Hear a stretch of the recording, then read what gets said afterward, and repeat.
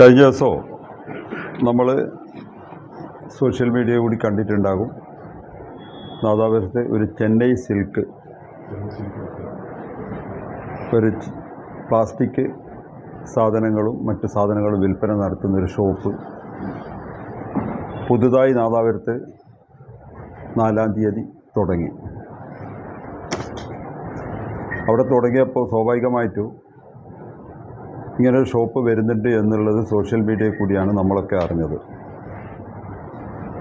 അപ്പോൾ നമ്മൾ അടുത്തുള്ള ഷോപ്പിൻ്റെ ഉടമകൾ, അതായത് ഇത്തരം ഷോപ്പുകൾ സാധനങ്ങൾ വിൽപ്പന നടത്തുന്ന ഷോപ്പ് ഇങ്ങനൊരു പുതുതായിട്ടൊരു ഷോപ്പ് വരുന്നുണ്ടെന്നും അതൊരു പീടികേൻ്റെ മുകളിൽ ഒരു താൽക്കാലിക സംവിധാനത്തിലാണ് വരുന്നത് എന്നും ലൈസൻസ് കാര്യങ്ങളൊന്നും ഇല്ലാണ്ട് തുടങ്ങുന്നതാണെന്ന് സംഘടനയെ അറിയിച്ചതിൻ്റെ ഭാഗമായിട്ട് സ്വാഭാവികമായിട്ടും നമ്മൾ അവിടെ പോയി അതിൻ്റെ ഉടമകളുമായിട്ട് സംസാരിച്ച്. അപ്പോൾ അവരോട് ചോദിച്ചപ്പോൾ നിങ്ങൾ ഇതിന് ലൈസൻസും കാര്യങ്ങളെല്ലാം എടുത്തിട്ടാണോ ഈ ഷോപ്പ് തുടങ്ങുന്നതെന്നുള്ളത്. സ്വാഭാവികമായിട്ടും അവരുടെ ഭാഗത്ത് നിന്ന് കൃത്യമായൊരു മറുപടി അവർക്ക് തരാൻ ആദ്യം സാധിച്ചില്ല. പിന്നെ അവർ പറഞ്ഞു ഞങ്ങൾ GST എടുത്തിട്ടാണ്. സ്വാഭാവികമായിട്ട് GST എടുക്കണമെങ്കിൽ പഞ്ചായത്ത് ലൈസൻസ് എടുത്തതിന് ശേഷമാണ് GST. ഇനി അതല്ലെങ്കിൽ മറ്റേതെങ്കിലും ഒരു GST അവർക്കുണ്ടെങ്കിൽ ഇത് ഗോഡൗണായിട്ട് കാണിച്ചിട്ട് അവിടെ അവരെ സ്ഥാപനത്തിൻ്റെ ഒരു എന്നുള്ള നിലക്ക് തുടങ്ങണം. അപ്പോൾ അവർ പഞ്ചായത്ത് ലൈസൻസോ അല്ലെങ്കിൽ പഞ്ചായത്ത് അധികൃതരെ അറിയിക്കുകയോ അങ്ങനത്തെ ഒരു സംവിധാനങ്ങളും ചെയ്തിട്ടില്ല. അപ്പോൾ അവരോട് നമ്മൾ പറഞ്ഞു നിങ്ങൾ പഞ്ചായത്ത് ലൈസൻസ് എടുത്തിട്ട് കച്ചവടം ചെയ്യണം. കാരണം സീസൺ ടൈമിൽ ഇതുപോലെയുള്ള സംവിധാനങ്ങൾ വരുമ്പോൾ സീസണെ പ്രതീക്ഷിച്ച് നിൽക്കുന്ന കച്ചവടക്കാർക്ക് അതൊരു ബുദ്ധിമുട്ടാണ്. പൊതുവേ വ്യാപാര മേഖലയിൽ തകർച്ചയായിപ്പോൾ, പ്രത്യേകിച്ച് ഈ സീസണിനെ മാത്രം പ്രതീക്ഷിച്ച് വലിയ ഇൻവെസ്റ്റ് ചെയ്തിട്ട് നിൽക്കുന്ന കച്ചവടക്കാർക്ക് വലിയ പ്രയാസങ്ങൾ ഉണ്ടാക്കും എന്ന് പറഞ്ഞപ്പോൾ അവർക്ക് വ്യക്തമായ മറുപടി കിട്ടിയില്ല. നമ്മൾ പഞ്ചായത്ത് അധികരെ അവിടെ നിന്ന് തന്നെ വിളിച്ച് സംഭവങ്ങൾ അറിയിച്ചു. അപ്പോൾ അതിൽ ചില ഭാഷകളിലും ചില ഇടപെടലുകളിലും ഞങ്ങളുടെ ഭാഗത്ത് നിന്ന് ഒരു അതിരി കടന്ന് പോയിട്ടുണ്ട് എന്ന് ഞങ്ങൾക്ക് തന്നെ വിശ്വാസമുണ്ട്. ഇത് സ്വാഭാവികമായിട്ടും മനുഷ്യ സഹജമായിട്ട് വന്നൊരിതാണ്.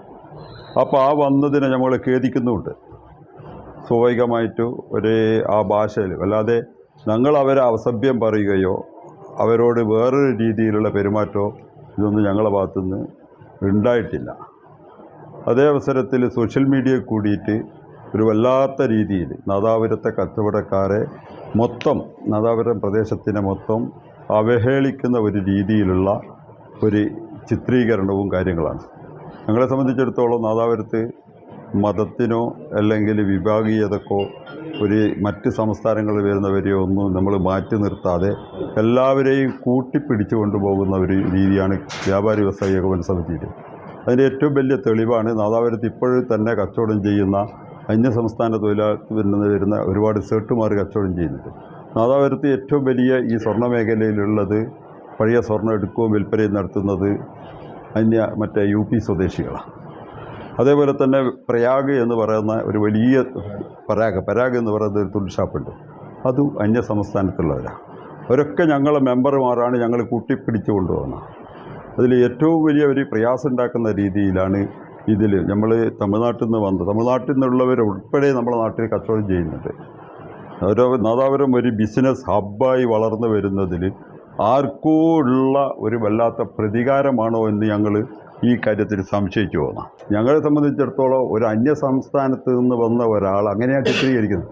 അന്യ സംസ്ഥാനത്ത് നിന്ന് വന്ന ഒരു കച്ചവടക്കാരനെ നാദാപുരത്തുള്ള ആൾക്കാർ അതിനെ ഇന്ന് വേറൊരു ഇതിൽ വന്ന് സോഷ്യൽ മീഡിയയിൽ പലതും വരും. സോഷ്യൽ മീഡിയയിൽ ഇന്ന് അതൊരു വർഗീയ ചുവയോടുകൂടി വന്നു.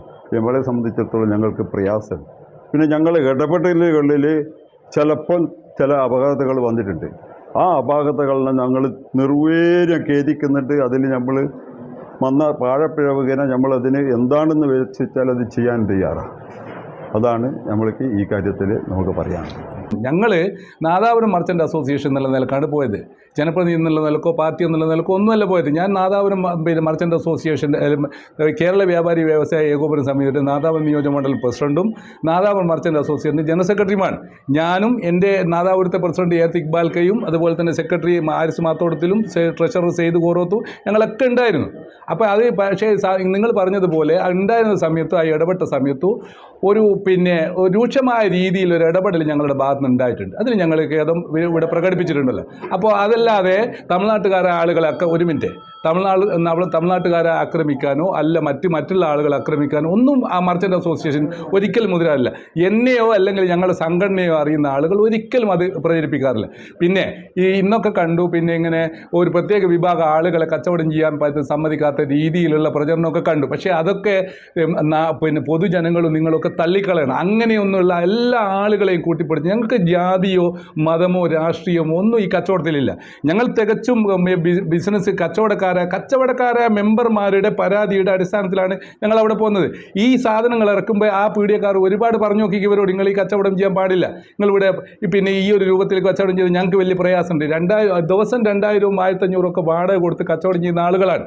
കച്ചവടം പഴയതുപോലെയല്ല, വളരെ കോമ്പറ്റീഷനിൽ പോകുന്നു, വളരെ പ്രയാസകരമായ അവസ്ഥയിലാണ്. അതുകൊണ്ട് പ്രിയപ്പെട്ട പത്രമാധ്യമ സുഹൃത്തുക്കളോട് ഞങ്ങൾക്ക് പറയാനുള്ളത്, നിങ്ങൾ നന്മയുടെ എഴുത്തുകാരാണ്. ഒരു നാടിനെ സംബന്ധിച്ചിടത്തോളം ഈ 2 ദിവസമായിട്ട് ഞങ്ങൾക്ക് വലിയ പ്രയാസങ്ങൾ ഉണ്ടായിട്ടുണ്ട്. കാരണം ആളുകൾക്ക് തോന്നുന്ന രൂപത്തിൽ ഇതിൻ്റെ പ്രചരണ പ്രവർത്തനങ്ങൾ നടക്കുകയാണ്. അതുകൊണ്ട് ഞങ്ങൾ നേരത്തെ പറഞ്ഞതുപോലെ ഒരാളുകളെയും ആക്രമിക്കാൻ ഞങ്ങൾ ഒരുക്കമല്ല, ഒരാളുകളെയും ഞങ്ങൾ ആക്രമിച്ചിട്ടുമില്ല. ഞങ്ങൾ ആ പറഞ്ഞ ഭാഷയിൽ കുറച്ച് രൂക്ഷത വന്നിട്ടുണ്ട്, അല്ലാണ്ട് അയാളെ കയ്യേറ്റം ചെയ്യുകയോ അല്ലെങ്കിൽ ചീത്ത വിളിക്കുകയോ ഒന്നും ചെയ്തിട്ടില്ല. സാധാരണഗതിയിൽ ഞങ്ങൾ നേരത്തെ പറഞ്ഞതുപോലെ ഏകോപന സമിതിയുടെ പ്രഖ്യാപിത ലക്ഷ്യം ഒരു നയം എന്നുള്ള നിലയ്ക്ക് ഞങ്ങൾ സംസാരിച്ചിട്ടുണ്ട്. അല്ലാതെ മറ്റൊരു രൂപത്തിൽ ഞങ്ങൾ അതിലിടപെട്ടിട്ടില്ല.